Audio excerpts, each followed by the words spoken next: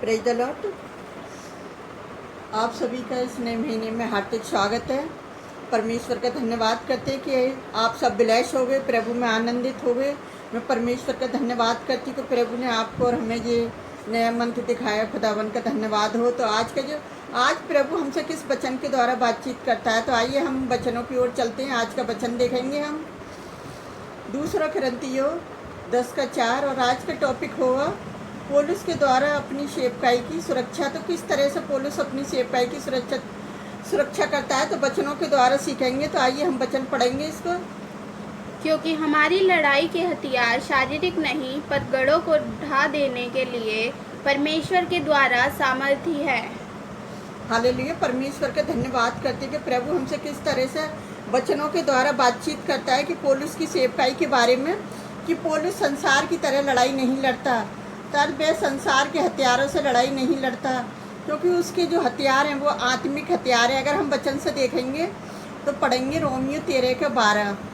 आशा में आनंदित रहो, कलेश में स्थिर रहो, प्रार्थना में नित्य लगे रहो। हालेलुया। और पढ़ेंगे 2 कुरिन्थियों 6:7।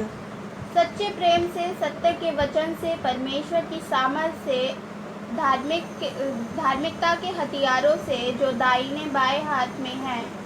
हालेलुया। और एक और वचन पढ़ेंगे हम इफिसियों 6:13 और 18। इसीलिए परमेश्वर के सारे हथियार बांध लो कि तुम बुरे दिन में सामना कर सको और सब कुछ पूरा करके स्थिर रह सको। 18 हर समय परमेश्वर और हर प्रकार के आत्मा में प्रार्थना और विनती करते रहो और इसीलिए जागते रहो कि सब पवित्र लोगों के लिए लगातार विनती किया करो।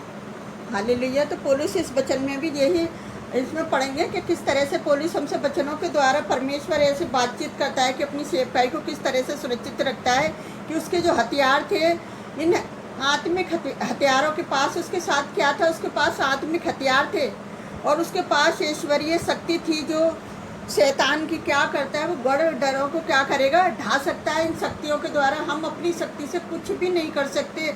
हम परमेश्वर की शक्ति से हम क्या कर सकते हैं, हम शैतान की शक्तियों को नष्ट कर सकते हैं, उसकी योजनाओं को हम नष्ट कर सकते हैं, लेकिन हम अपनी ताकत से नहीं, अपने बल से नहीं, हम परमेश्वर के सामर्थ्य वचनों के द्वारा हम इस काम को कर सकते हैं। क्योंकि जब तक हमारे अंदर परमेश्वर का आत्मा नहीं होगा, परमेश्वर की सामर्थ्य नहीं होगी, हम शैतान की शक्तियों को नष्ट नहीं कर सकते।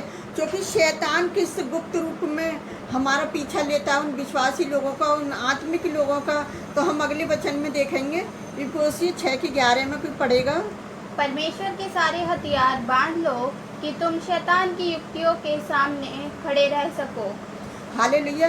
तो इस वचन में भी देखोगे कि किस तरह से हमारा जो शत्रु है वो मनुष्य नहीं है, बिल्कुल शैतान है। वो शैतान पता है क्या छुपके से वार करता है और वो देखता है किसको फाड़ खाऊं, मैं किसको पकड़ूं, कौन कमज़ोर है विश्वास में, कौन वचन में कमज़ोर है।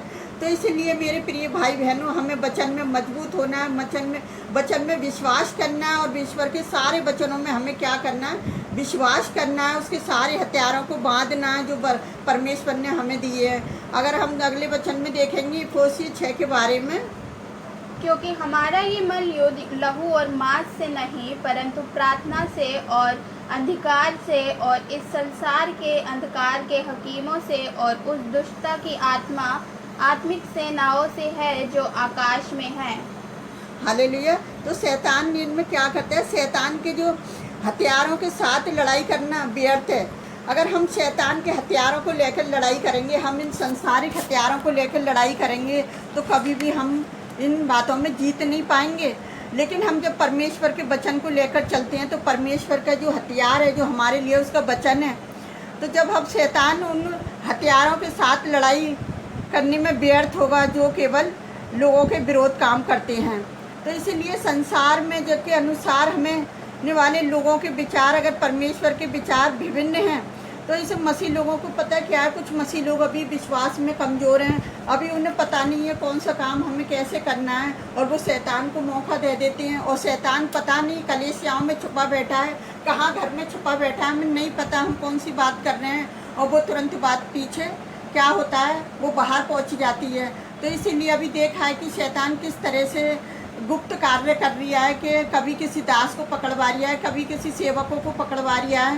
तो जो मनुष्य का काम नहीं है, जो शत्रुओं का काम है, जो हमारी जो लड़ाई है वो आत्मिक हथियारों से है, वो शैतान की शक्तियों से लड़ाई है हमारी आत्मिक लोगों की। जैसा अभी हमने वचनों में पढ़ा, किस तरह से आप बाइबल से अगर वचन को पढ़ोगे तो उसे समझ सकोगे, क्योंकि बाइबल से जब हम वचन पढ़ते हैं तो हम वचनों में से ही समझ सकते हैं कि किस तरह से हमें शैतान की शक्तियों को नष्ट करना है और शैतान के हथियारों को हमें क्या करना है, नष्ट करना है। क्योंकि हम अपनी शक्ति से कुछ भी नहीं कर सकते, परमेश्वर के वचनों से हम सब कुछ कर सकते हैं। तो वचन में लिखा है ना कि तुम शैतान के सारे हथियारों को बांध लो। और कैसे बांधेंगे? उस परमेश्वर की सामर्थ्य वचन से और परमेश्वर की शक्ति से। जो हमें सामर्थ्य देता है हम उसमें सब कुछ कर सकते हैं, जो हमें शक्ति देता है हम उसमें सब कुछ कर सकते हैं। हम शैतान के सारे हथियारों को नष्ट कर सकते हैं। तो मैं अपने परमेश्वर यहोवा का धन्यवाद करती हूँ। तो मेरे प्रिय भाई बहनों, आज हर एक जन के लिए प्रार्थना करने की ज़रूरत है। जो लोग विश्वास में कमज़ोर हैं उनके लिए प्रार्थना करो। और अभी देख रहे हो कि शत्रु ने कैसा जाके लोगों को, दो लेडीज़ों को पकड़वा दिया, उनने कभी प्रभु के दासों को पकड़वा रही है, क्योंकि वो पता क्या कर रहा है कि घर घर में खून खराबे कर रही है उन लोगों के जो शैतान की चाल में फंस जाते हैं।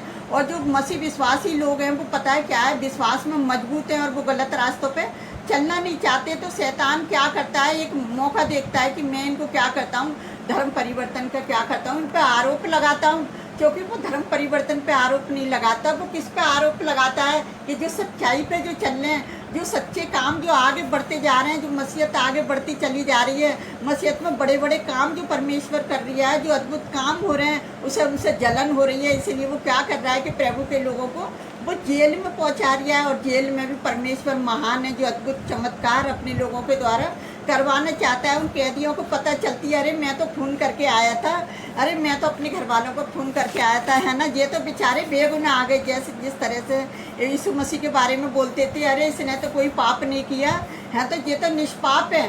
तो इसलिए ऐसे ही यीशु मसीह के साथ हुआ, ऐसे ही यीशु मसीह के लोगों के साथ हो रहा है। तो मेरे प्रिय भाई बहनों, हमें एक दूसरे के लिए प्रार्थना करनी है और हम ऐसे ही लोगों के लिए प्रार्थना करेंगे। परमेश्वर एक समय रखता है और वो समय के अनुसार क्या करेगा, लोगों को निकाल कर लेकर आएगा और उन शत्रुओं को दिखाएगा जो मनुष्यों के जीवन में काम कर रही है। तो मैं परमेश्वर का धन्यवाद करती हूँ कि ये सुंदर वचन देकर आशीषित करा कि किस तरह से शैतान के गढ़ों को हमें ढा देना है वचनों के द्वारा। और वचनों के ही द्वारा सब कुछ हो सकता है। हम अपनी मर्जी से कुछ भी नहीं कर सकते। सबको यही प्रार्थना करनी है कि प्रभु मेरी इच्छा नहीं तेरी इच्छा पूरी हो जाए। तो आज परमेश्वर की इच्छा पूरी हो जाए उन लोगों के जीवन में जो उनको जेल में भिजवा दिया गया, जेल में डाल दिया गया, ताकि वो बेगुनाह साबित हो रहे हैं। बेगुनाह है तब भी लोगों के पास सबूत आ रहे हैं, तब भी झूठे झूठे सबूत क्या कर रहा है, शैतान झूठा है और वो झूठ का क्या है, पिता है। तो इसीलिए वो झूठे आरोपों में लोगों को फंसवाता है। सिर्फ उनको जो सच्चे लोग हैं उन्हीं को फंसवाता है वो।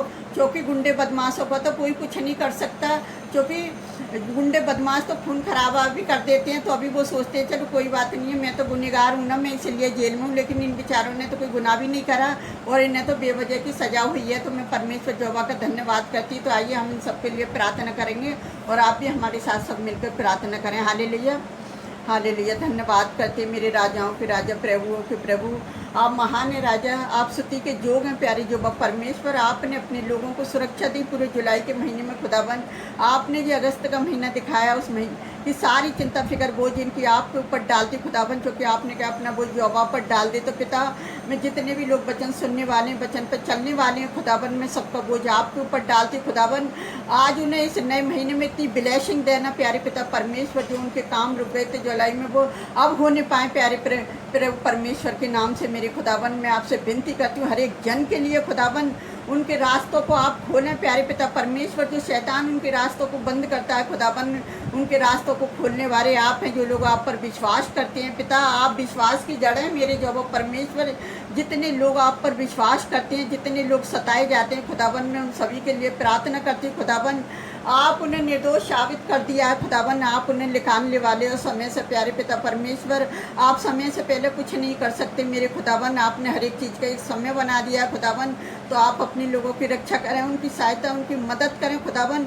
हर एक जन को आपकी मदद की ज़रूरत है प्यारे जो परमेश्वर। जितने लोग आपके वचनों को सुनते हैं खुदावन, हम एक एक के लिए यही प्रार्थना करते हैं खुदावन, उनके जीवनों में बड़ी ब्लेसिंग आ जाए इस नए महीने में खुदावन, कि आपके नाम को महिमा और आदर मिले प्यारे पिता परमेश्वर। जितने लोग हमारी वीडियो को देखते हैं खुदावन, आज उनकी सारी समस्याओं को आपके समीप लेकर आ रहे हैं प्यारे पिता परमेश्वर। आपने पिछले महीने संभाला प्यारे पिता परमेश्वर, जिस आगे के महीने में भी आप उन्हें संभालोगे पिता। हमें विश्वास और हमें भरोसा है पिता, उन्हें बड़ी आशीष बरकत देना कि खुदावन हमारे साथ उनका जुड़ना व्यर्थ न जाए, एक आशीष बन जाए प्यारे पिता परमेश्वर, कि तेरे नाम से इस नए महीने में बड़ी बरकतों से भर जाए प्यारे जो परमेश्वर, की तेरे नाम को महिमा और आदर देने वाले बने पिता, तेरे वचनों पर चलने वाले बने प्यारे पिता परमेश्वर। तेरे वचनों के द्वारा उन्हें हिम्मत और ताकत मिले प्यारे पिता परमेश्वर। जो विश्वास में कमजोर हैं वो आज वचन के द्वारा मजबूत हो जाएं प्यारे पिता परमेश्वर, की तेरे वचन से वचनों को पढ़ें प्यारे पिता परमेश्वर, की तेरे नाम को महिमा और आदर देने पाएँ खुदावन। और हम आपसे क्या मांगे पिता, आप तो हमारे मांगने से पहले जानते हैं। आपने हमारी छोटी सी प्रार्थना को सुना और कबूल किया, उसके लिए धन्यवाद करते पिता। हम सारा आदर महिमा आपको देते हैं पिता। हम जो भी मांगते हैं यीशु के पवित्र और सामर्थी नाम पर आमीन। प्रभु आप सबको बहुत ऐसी आशीष दे।